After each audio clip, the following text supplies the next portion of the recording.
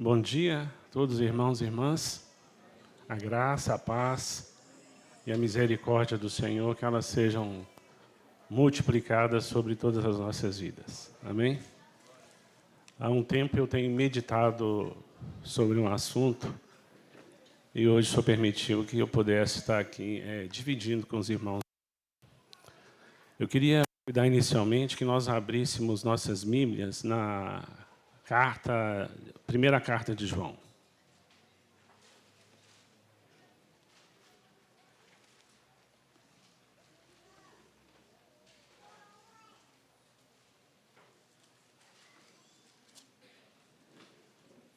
Primeira carta de João, capítulo 1.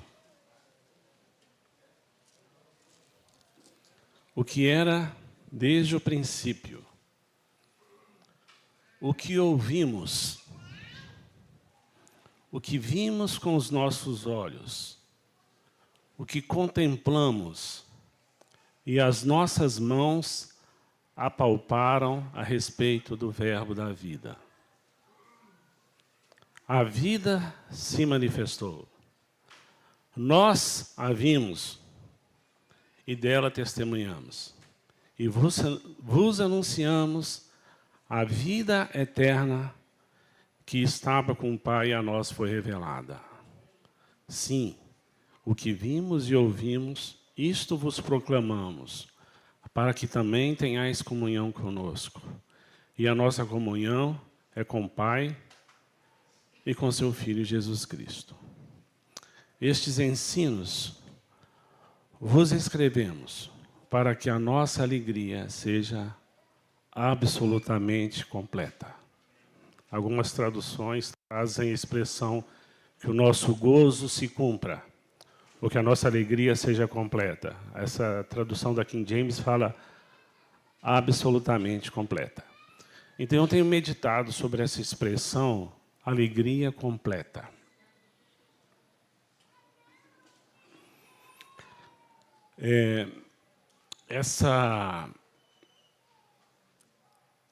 João fala aqui que esses ensinos, o que vos escrevemos, é para que tenhais uma alegria completa. Então, ele não está se referindo apenas aos 3 versículos anteriores. Ele não está se referindo apenas a essa carta como um todo, mas creio que todos os ensinos, não só ele, como todos os apóstolos escreveram, né, como toda a Bíblia, tudo foi escrito para que nós desfrutássemos de uma alegria completa. E é uma expressão que nos soa, né, principalmente no mundo assustadora, né? Nos soa como algo utópico. Como assim alegria completa? A gente precisa entender como João discursa nesses versículos anteriores, como que chegaria a essa alegria completa. Primeiro ele cita aquilo que ele viu, aquilo que ele ouviu. Isso João pode transmitir. Sim, o que vimos e ouvimos vos proclamamos. Mas presta atenção lá atrás, ele não fala só daquilo que ele viu e também daquilo que ele ouviu. Ele fala daquilo que ele contemplou. Ele fala daquilo que ele tocou. Então, isso ele não pode transmitir. Isso cada um de nós, na nossa experiência, a gente vai ter que contemplar, a gente vai ter que tocar. Uma questão da experiência pessoal, para a gente desfrutar dessa alegria completa. Seria como se a gente descrevesse para algum estrangeiro, olha, lá no Brasil tem uma fruta chamada manga. Então, chega aí final de ano, de repente você está numa roça, é uma fruta muito doce, gostosa, você descasca, chupa com caroço, é algo maravilhoso. Aí uma pessoa fala assim, não, um dia que eu for no Brasil, e ele chegasse, de repente, no interiorzão, aí visse lá o pé de manga. Então, até então, alguém que ouviu falou para ele que existia uma fruta chamada manga. Então, agora ele chega, ele contempla aquele pé de manga. O primeiro passo. Mas o segundo passo é chegar lá, pegar uma fruta, experimentar aquela fruta. Aí ele vai entender o que é manga. Então, João aqui, ele diz daquilo que ele pode transmitir. Mas tem algo que a gente, cada um de nós, na nossa experiência, precisa contemplar e tocar naquilo. A gente precisa entender, quando João escreveu, a questão cronológica dessa carta, quando ele escreve essa carta.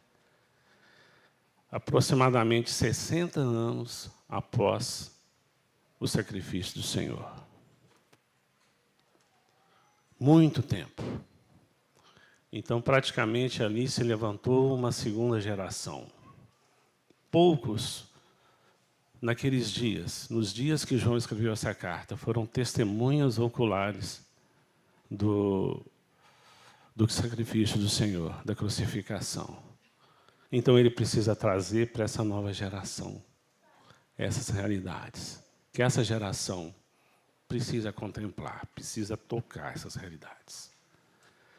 Como eu percebo, até no nosso local, às vezes os irmãos, né, sempre tentam trazer um pouco da experiência do que foi o início dessa congregação. Então, essa segunda geração precisa saber o que aconteceu.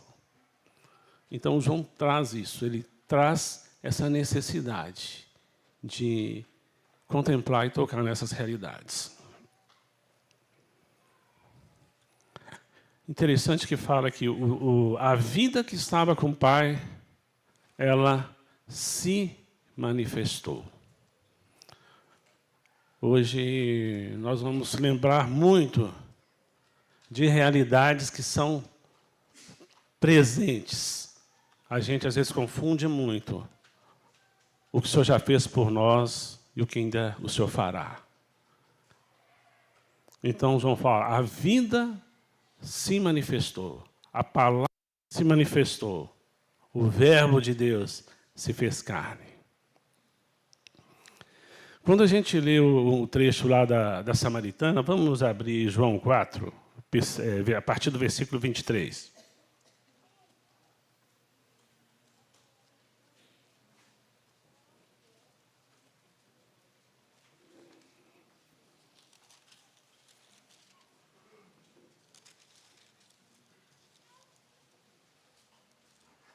Vamos ler apenas a partir do verso 23.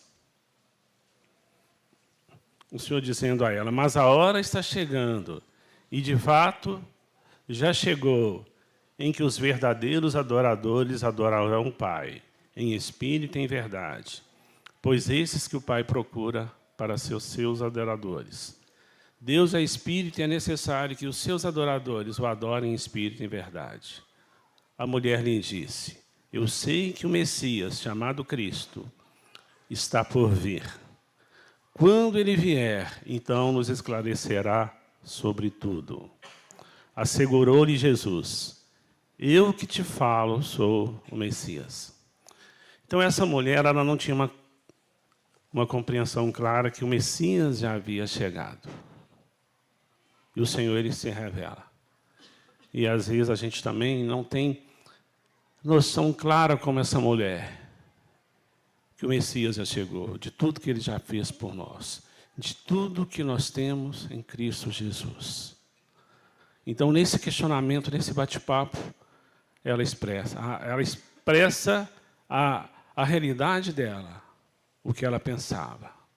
E o Senhor traz ela para essa realidade daquilo que já existia, daquilo que já estava presente. Gálatas 4:4 fala que a plenitude do tempo chegou. Está lá em Gálatas 4:4. Marcos 1:15 diz que o tempo está cumprido e está chegando o reino dos céus. A plenitude do tempo chegou. O tempo está cumprido. Em Jó, tem uma expressão interessante, falando sobre Deus. Ah, se eu pudesse achar. Está lá em Jó, Jó 23, 3. Já em João 1,45, Filipe diz a Natanael, venha, encontramos. Então, no Velho Testamento, Jó diz, ah, se eu pudesse encontrar. Agora Natanael diz, encontramos.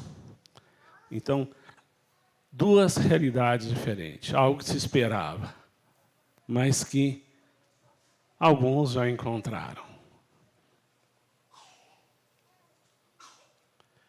E aí, quando a gente depara com essa expressão da alegria completa, como eu disse, às vezes parece utópico, parece longe da nossa realidade. A Bíblia é cheia de expressões que às vezes a gente precisa parar para pensar. Como quando o Senhor diz que nunca mais terá sede, jamais terá fome, nunca mais vai ter essa sede de saber, né, o sentido da vida, nunca mais vai ter fome. Então, todas essas realidades que o Senhor nos trouxe, vida abundante, uma vida, uma fonte a jorrar do presente até a vida eterna. Já temos essa fonte. Não teremos essa fonte um dia.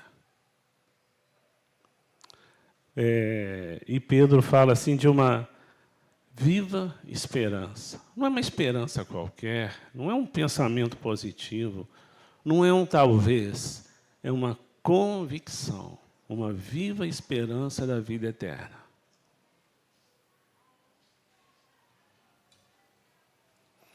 E eu queria convidarmos agora todos a gente lermos um fato, um dos milagres de Jesus, para a gente entender um pouco sobre a alegria completa nesse texto, que aparentemente não fala nada de alegria completa, mas os irmãos vão entender.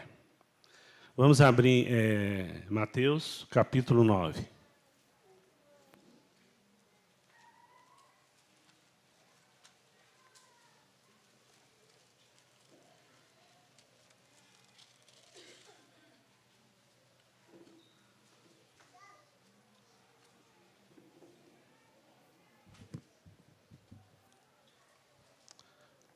Mateus, capítulo 9.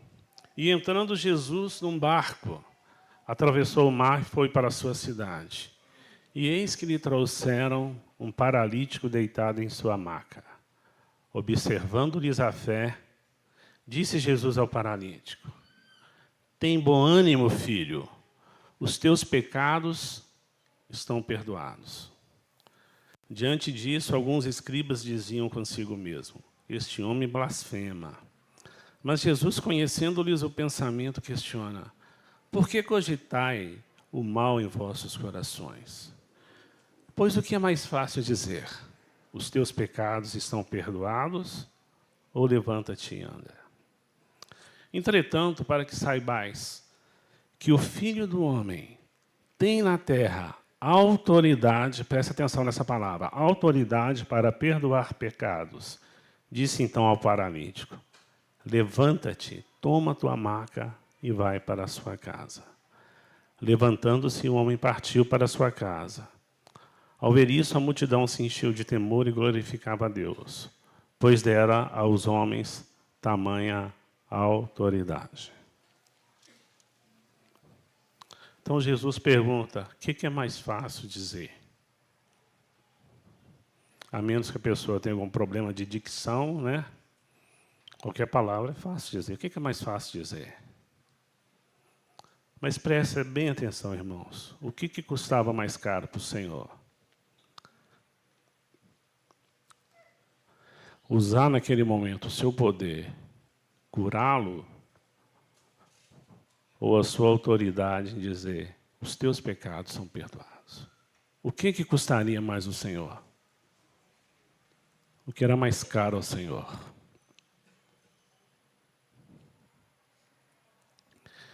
E o que aquele homem precisava?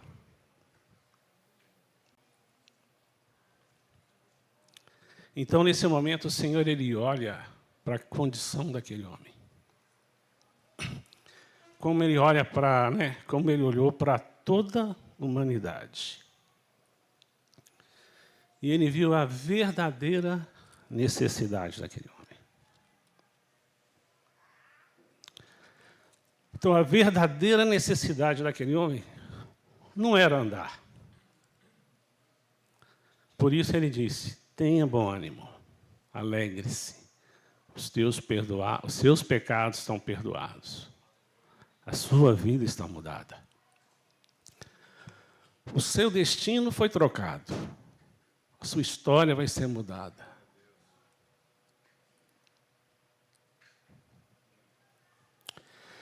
Isso que custou ao Senhor a vida, né? Para isso ele veio. Então ele ofereceu àquele homem o que lhe era mais caro.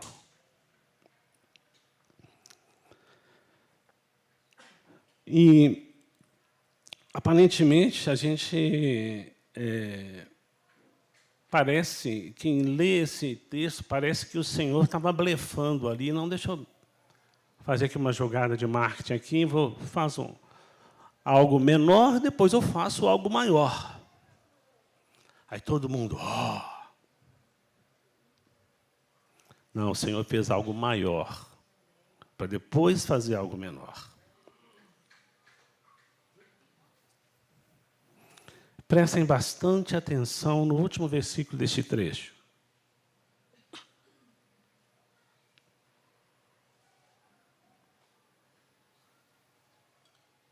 Ao ver isso, a multidão se encheu de temor e glorificava a Deus, pois dera aos homens tamanha autoridade.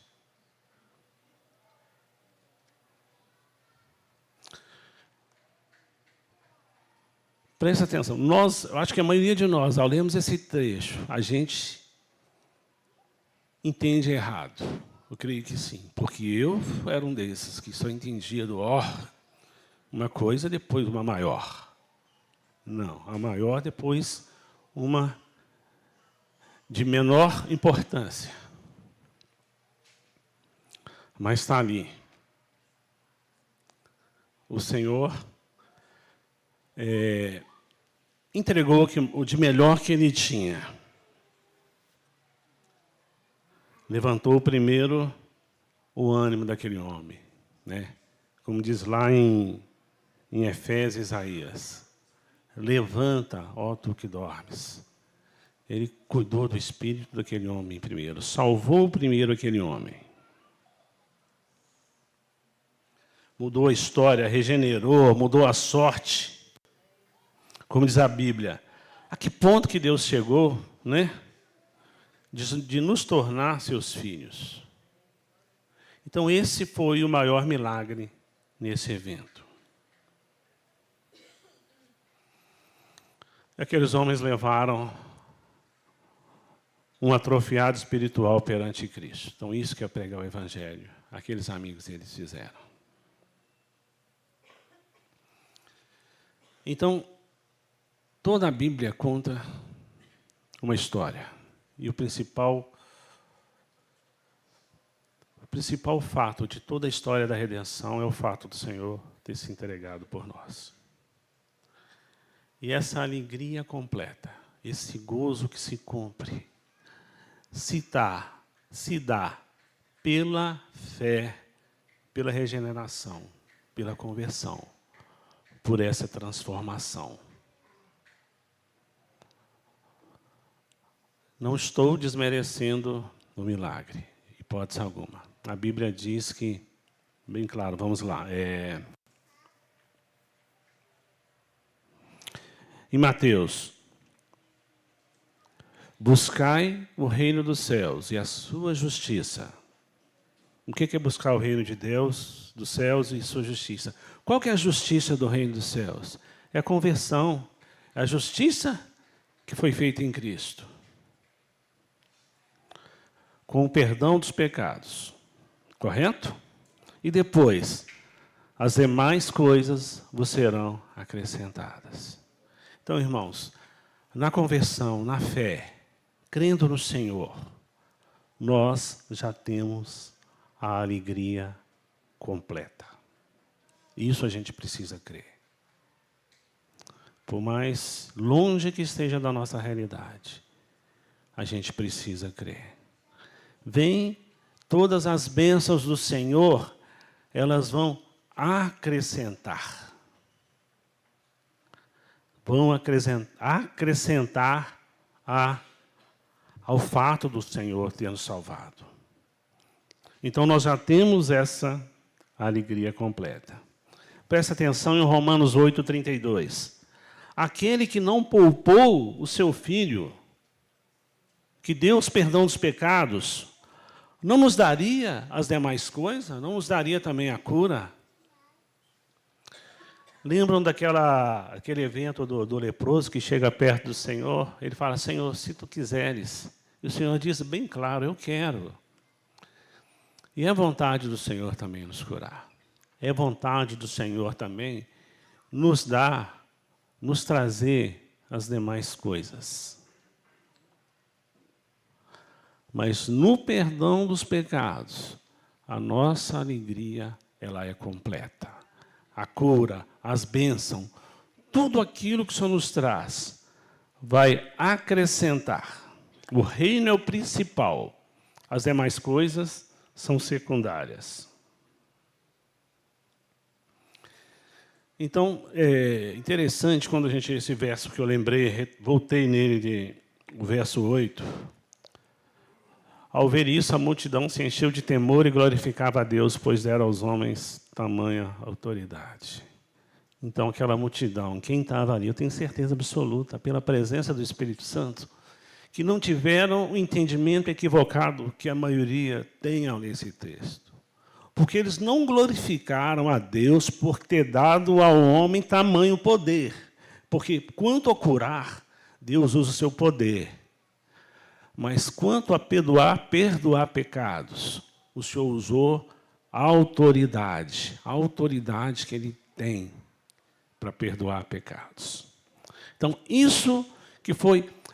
Aquela multidão entendeu o que eu acho que a maioria dos cristãos não entendem. Glorificaram a Deus por ter dado autoridade a um homem. Amém, irmãos?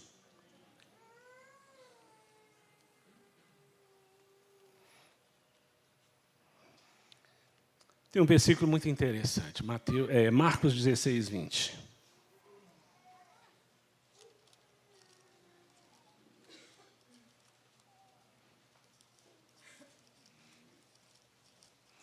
No perdão dos pecados, na conversão, na nossa transformação, o que o Senhor é para nós é muito mais importante de tudo aquilo que Ele possa nos dar.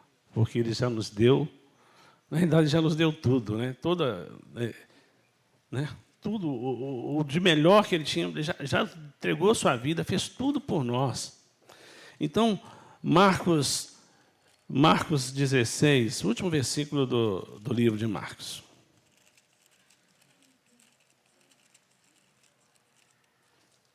Diz o seguinte, então os discípulos saíram e pregaram por toda a parte. O Senhor cooperava com eles, confirmando-lhes a palavra com os sinais que acompanhava.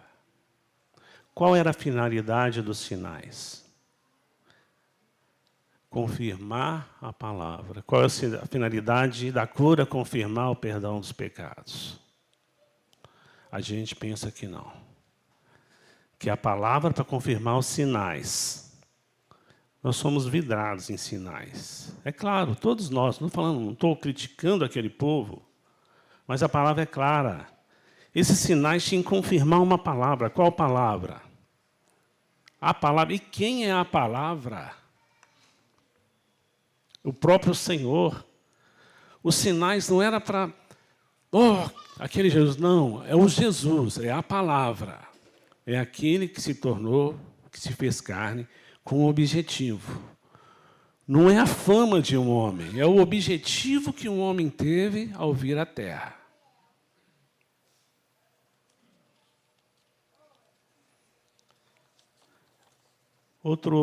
Voltando no texto de 1 João, tem uma palavrinha também que a gente precisa atentar. não é para que a minha alegria seja completa.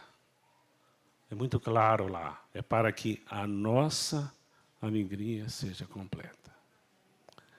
Então, ninguém vai viver uma alegria completa fora da comunhão. Não tem como. Por mais que você discorde, seja do que for, da maneira de reunir, ou dos irmãos da liderança, ou se for numa igreja que tenha pastor do pastor, esse é o princípio do Senhor que nós devemos reunir. Essa alegria. Não pensa, vou parar agora, vou ficar na minha casa, não vou conviver com os irmãos, que eu não vou ter problema, não vou dar problema, não vou espetar e nem ser espetado, e vou desfrutar dessa alegria completa. Não, irmãos. A nossa alegria não é a minha, não é a sua. Mas tem um outro risco muito grande que pode acontecer, de alguém fixar, olhar apenas no milagre, na cura, e não no perdão dos pecados. Como se fosse curado. Imagina aquele homem, se tivesse sido curado e não perdoado. Seria um aleijado que não era aleijado mais. Mas se não conhecesse o Senhor posteriormente, se alguém não falasse, se não se arrependesse, continuaria condenado. Então, imagine aquele homem curado e não perdoado. Essa carta de João, capítulo 4, versículo 1, João diz que a gente não deve dar crédito às mentiras. Naquela ocasião, João se referia ao crescimento do gnosticismo. Mas a Bíblia é muito ampla, né? Então, ele não estava tratando apenas da mentira daquela época, das inúmeras mentiras que, no decorrer do tempo, o povo de Deus teria pela frente. Os inúmeros desafios de não acreditar em mentiras. Infelizmente, muitas mentiras têm se propagado, né? De maneira a valorizar a bênção e não o abençoador, a cura e não o perdão dos pecados. Né? Então, assim, há uma grande tendência, infelizmente, através do... A gente viu aí a questão da teoria da prosperidade, a maneira que alguns irmãos dão tanta ênfase às manifestações do que o próprio Deus em si. Irmãos, tem milagre maior do que um homem perdoado? Existe milagre maior do que uma vida transformada? Um caráter que Deus vai tratando com os anos? Então, esse é o milagre. O maior feito que o Senhor fez naquele evento e naquele momento. Do meu tempo de cristão, uma vez eu vi uma faixa numa congregação de entristecer.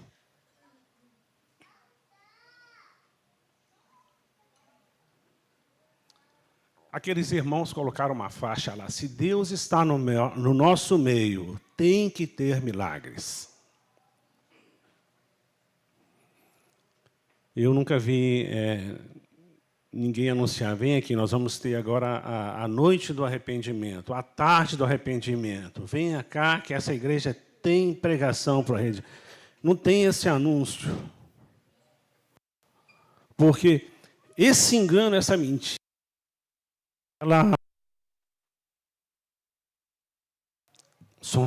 essa mentira, infelizmente, ela está muito entranhada, né, no meio dos cristãos.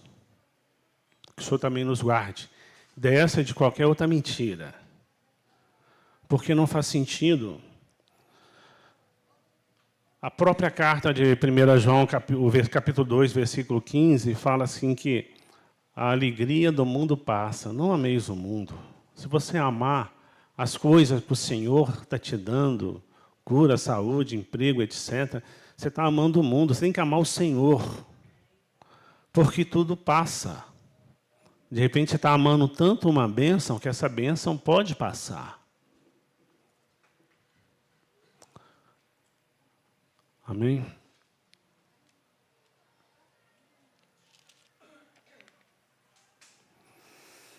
Neemias 8, versículo 10, diz que a alegria do Senhor é a nossa força. Amém? Todos sabem esse versículo de cor. E uma coisa que a gente precisa aprender é confrontar o que a Bíblia diz com a nossa realidade. Então, se a alegria do Senhor é a nossa força, se eu não estou alegre, então eu sou fraco, concorda comigo? Vamos só inverter, vamos só... Interpretação de texto. A gente precisa... Então, não desfrutar da alegria é uma fraqueza. Isso só interpretação de texto, ainda não fui para a Bíblia, não estou falando que é um versículo. Então, a gente precisa pegar esses muitos versículos que parece que estão longe da nossa realidade, nos confrontar e ir diante do Senhor. Eu lembrei daquele versículo que fala que a vida do Espírito Santo será como uma fonte a jorrar para a vida eterna. O irmão Gino, quando ele esteve no nosso meio, ele disse que seria, ele ampliou, ele disse que seriam como rios amazônicos, irmão, assim, seriam como rios amazônicos a jorrar para a vida eterna. Isso é uma expressão do irmão, não está na Bíblia. Então, ele quis ampliar o entendimento dele daqui. E, às vezes, irmãos, quando fala de rio, vamos ver, às vezes a realidade... Às vezes a realidade da gente é de uma torneirinha pingando, né? A gotinha. Então, a gente precisa... Nossa, Senhor, fala de rio, eu estou como uma torneirinha. Não desanime. Quando a gente vai diante do Senhor e apresenta assim, as nossas necessidades, as nossas fraquezas, o Espírito Santo ele vai nos mostrar. É Ele que vai trabalhar. Você não pode escutar o inimigo te chamar de fraco porque você não está tendo alegria. Você não pode escutar o inimigo te dizer que o seu rio está uma torneirinha. Não, estou falando que o seu Espírito Santo te mostrar isso. É porque ele quer fazer uma obra de transformação na sua vida, na minha vida. E a gente não gosta de ver a realidade da gente. Eu lembro que quando o irmão João tinha um salão ali no São Caetano, eu ia lá cortar cabelo com o irmão. E ela no tempo que eu estava só com alguns poucos, assim, uns poucos heróis da resistência no lado aqui. Aí o irmão chegava, cortava o meu cabelo. Pá. Ele brincava com ele, não, eu tenho que pagar a metade, né? Ele disse, não, você paga o dobro, porque eu fico procurando qual cabelo que eu vou cortar. Aí, no final, ele chegava e pegava aquele espelho e morava assim, ô, João, para com isso, não me irrita, não. Eu falei, da próxima vez eu não vou pagar, se você pegar esse espelho e mostrar. Então, às vezes, a nossa realidade, a gente não quer encarar de frente. É igual, às vezes, né? É igual olhar a barriguinha da gente de frente no espelho. Não adianta, irmão, põe de lado. De frente... Você não vai pensar em emagrecer, vai pensar em exercício físico e nada. Você está olhando. Então, a gente, às vezes, tenta fugir da nossa realidade. O Espírito Santo ele é simples, né? Mas, ao mesmo tempo, ele é delicado como uma pomba.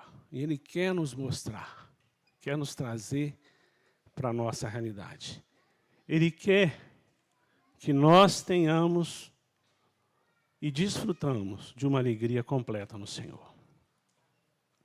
A gente conhece muito bem o texto do fruto do Espírito, né? Está lá em Gálatas. Lá é muito claro quando fala que as obras da carne, elas se manifestam. O que é manifesta? Você não precisa É igual mato.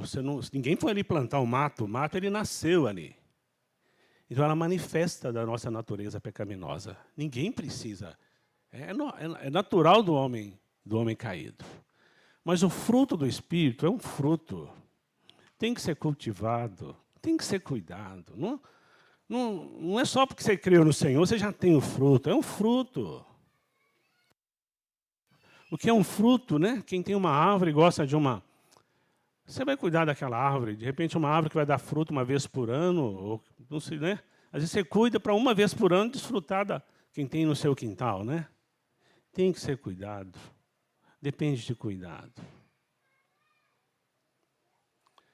E lá é muito claro quando fala que o fruto do Espírito é amor, alegria. E tem uma série de outras qualidades. Mas a alegria, ela está citada após o amor.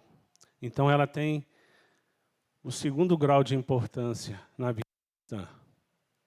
Seria, depois do amor, seria a nossa segunda principal característica, a alegria. Já paramos para pensar nisso, né? Que alegria nós estamos desfrutando, que alegria que nós estamos, de certa maneira, os outros... Deixa eu só voltar aqui, porque o fruto, quando fala do fruto do Espírito, o fruto que o Espírito Santo quer trabalhar na minha vida, na sua vida, não é para mim. Então os outros precisam ver esse fruto. O amor precisa contagiar os outros. A alegria que o Espírito Santo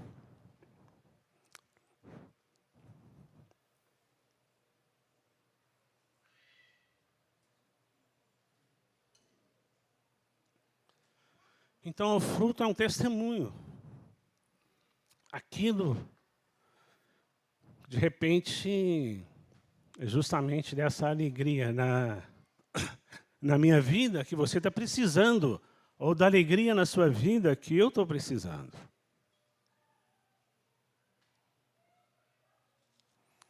João 15, vamos ler João 15.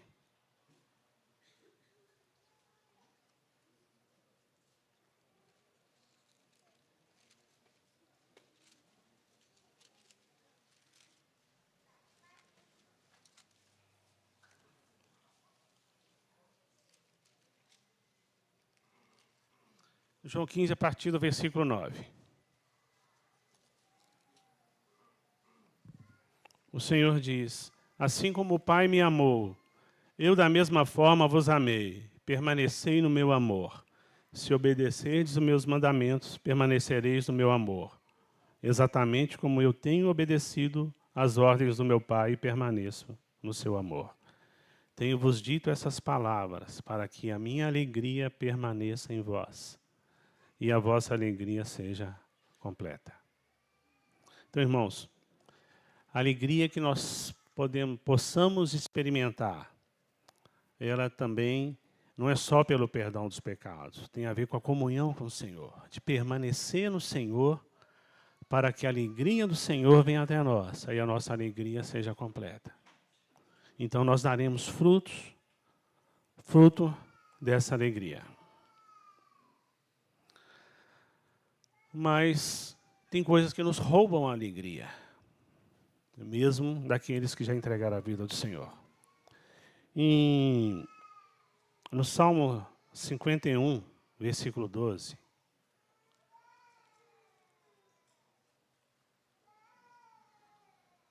o Salmo de Davi, depois que o Salmo de arrependimento de Davi,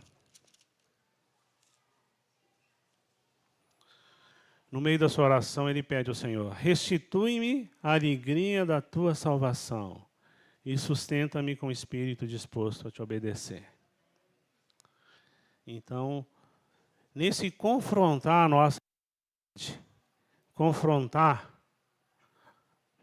a nossa pouca expressão dessa alegria, ou a nossa fraqueza, ao ponto da alegria, nossa força, a gente precisa considerar. pedir que o Espírito Santo nos mostre situações de pecado, que de repente estão nos tirando essa alegria, que só depois de um arrependimento vai ser restaurada.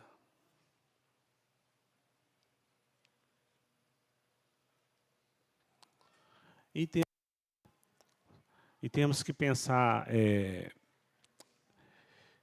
de repente, alguma tristeza profunda que possa estar nos ocorrendo, né?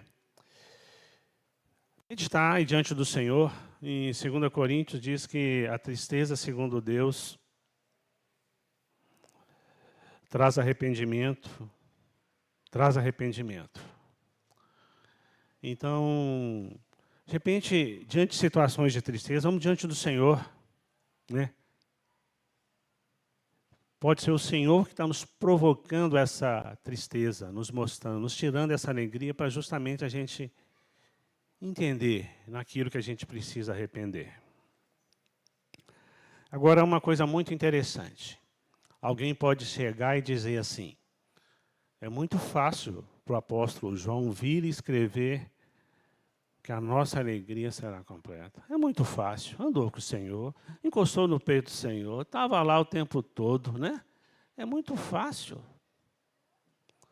Alguém já parou para pensar na circunstância dos dias em que João escreveu essa carta? Esse aqui, aproximadamente 90 depois de Cristo, da nossa era, Jerusalém já havia sido destruída. A maioria como os cristãos usavam muito ainda as sinagogas, né? Já estavam dispersos, né? O Senhor usou o meio dele a igreja foi muito perseguida. Então não era uma situação tranquila, para ele dizer. Não era a circunstância externa de João que fazia com que ele pudesse escrever a nossa alegria, para a nossa alegria ser completa. Não era a circunstância. Em hipótese alguma, parou para pensar que ele era o número 12 da blacklist. Todos os outros apóstolos tinham sido mortos, matados de várias maneiras, né? Eles não morreram, foram mortos. E João ainda estava vivo. Imagine você, ou eu, de uma turma de 12, só ele está vivo. Mataram, né? Mataram a todos os outros. Não era a circunstância, irmãos. Não era a circunstância. E aí a gente precisa voltar para as nossas vidas. De repente você pensa assim, não, quando as minhas circunstâncias mudarem, eu poderei desfrutar de uma alegria completa. Não, irmãos? Limitação de saúde todos têm, né? E vão ter durante a vida, né? Problemas diversos de família, problemas diversos, dificuldades financeiras, várias dificuldades, cada um tem suas dificuldades. Cada um tem suas lutas. E se a gente pensar assim, não, vou esperar quando as circunstâncias melhorarem, aí sim eu vou poder desfrutar de uma alegria completa. Não, meus irmãos, é hoje. O dia é hoje. Né? A gente já pode hoje estar tendo essa comunhão com o Senhor, desfrutar dessa comunhão completa. Temos que continuar a semear, mesmo que seja com lágrimas, como está lá em Salmo 126, né? Continuar a semear, mesmo que seja com lágrimas, porque um dia nós vamos colher. A irmã lembrou ontem, na nossa reunião, tudo posso naquele que me fortalece. É indiferente da circunstância. O Senhor, tudo nós podemos nele, tudo nós temos nele. E às vezes também pode ser a inquietude da nossa alma, diante das inúmeras circunstâncias. Aí lá em Salmo 42, o salmista, ele vem falar para a sua alma, quieta, espera no Senhor. Então a gente precisa também lembrar dessa oração preciosa diante das nossas inquietações, das nossas ansiedades, né? Lançar sobre o Senhor toda a nossa... Ele já nos deu saída para tudo. Tem ansiedade, lança sobre Ele, né? Ele sofreu, né, para que tivéssemos vida, né? E vida e abundância. Agora eu queria convidar os irmãos a lermos um trecho em Lamentações.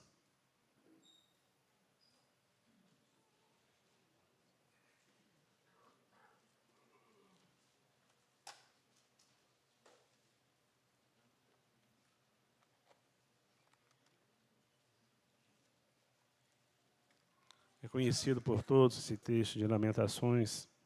Lamentações 3, a partir do verso 21. Então, naquela situação ali de Jerusalém destruída, o profeta andando entre os escombros, provavelmente no meio de cadáveres, não sei o que mais, aquela cidade destruída, ele ora: contudo, quero lembrar do que pode me dar esperança. A bondade do Senhor é a razão de não sermos consumidos, porque as suas misericórdias não têm fim.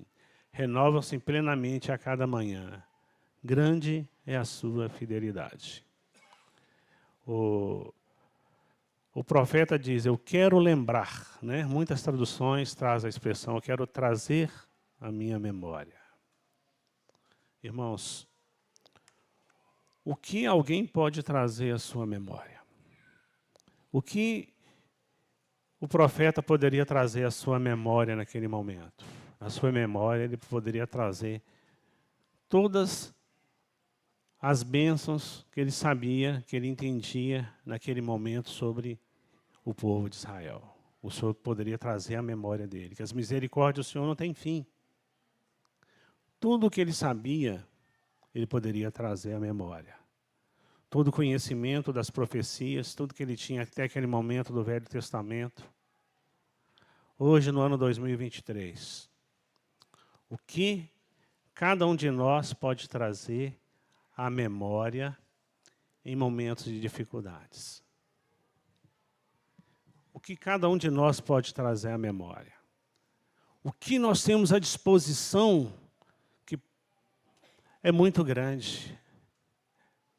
Toda a riqueza da palavra de Deus completa. Toda a revelação a gente tem hoje.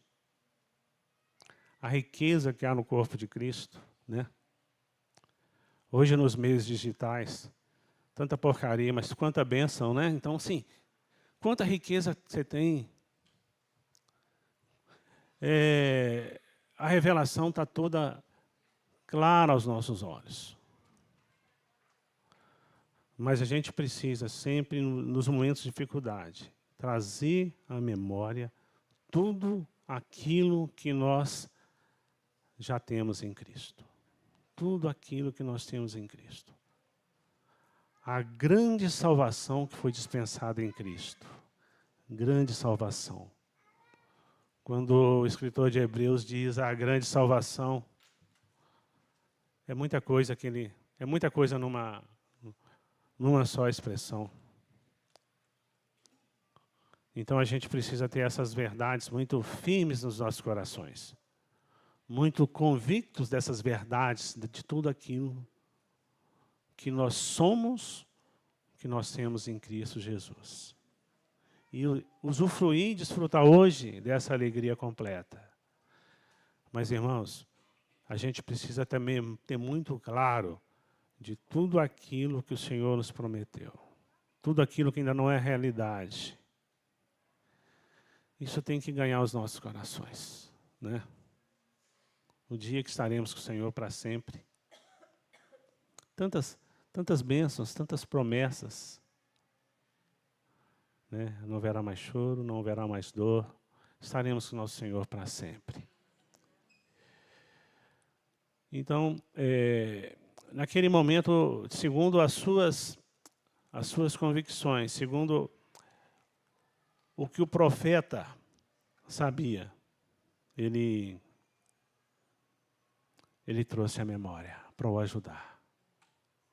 Mesmo assim, ele disse, né, que lembrou que as misericórdias do Senhor não têm fim. Em 1 João, no capítulo 3,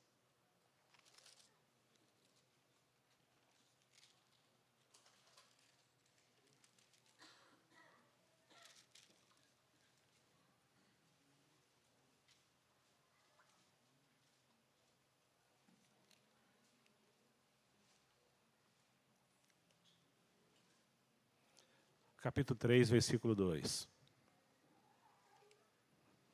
Quando ele, no início da carta, está falando dessa alegria completa, lembrando aqui, estes ensinos vos escrevemos para que a nossa alegria seja absolutamente completa. Ele traz algo para acrescentar. Amados, agora somos filhos de Deus. Isso que nós temos hoje, precisamos sempre trazer à memória. Mas ainda não se manifestou o que havemos de ser. Todavia, sabemos que quando Ele se manifestar, seremos semelhante a Ele, pois o veremos como Ele é. Irmãos, meu sentimento era justamente isso, o peso que o Senhor tinha trago no meu coração. Alegria completa. Vamos meditar nessa palavra, vamos confrontar a nossa realidade com o que a palavra de Deus diz. O que o Senhor nos chamou não é utopia. Não é algo para se viver na eternidade, é para hoje. Vamos desfrutar hoje. No meio, por mais caótica que seja a circunstância, nós podemos desfrutar desse gozo, completar esse gozo. Tem Bíblias que trazem que o gozo seja completo. Viver, ou que o gozo se cumpra. Vamos cumprir esse gozo, vamos desfrutar hoje dessa alegria completa. Amém? Que o Senhor possa nos abençoar, nos ajudar a andar de maneira, como diz lá, de maneira altaneira. Amém?